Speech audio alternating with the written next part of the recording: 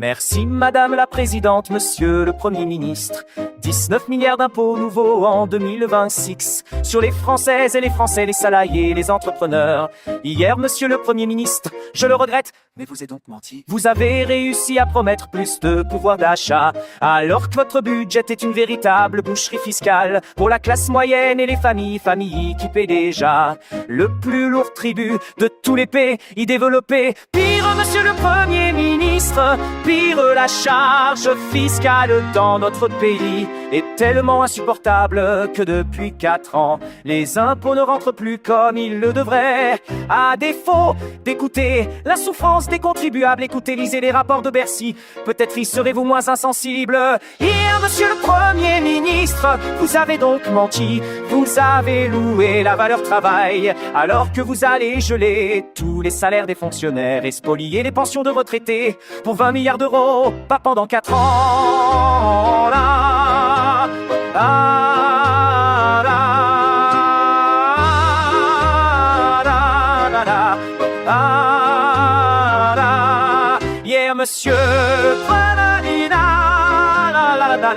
car vous avez menti. Je promettais de régler la crise des finances publiques, alors que vous continuez à augmenter la dépense de 28 milliards d'euros. Oui, longues années, vous n'aurez donc jamais été capable de baisser d'un seul centime la dépense publique. Vous avez caché, Monsieur le Premier ministre, tous ces mensonges par une forfaiture encore plus cynique.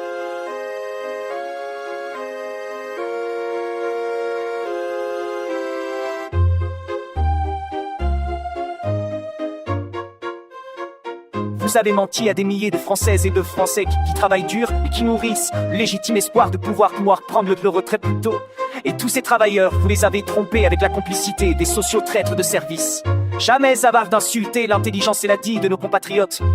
La suspension des retraites n'existe pas autrement que dans vos mensonges.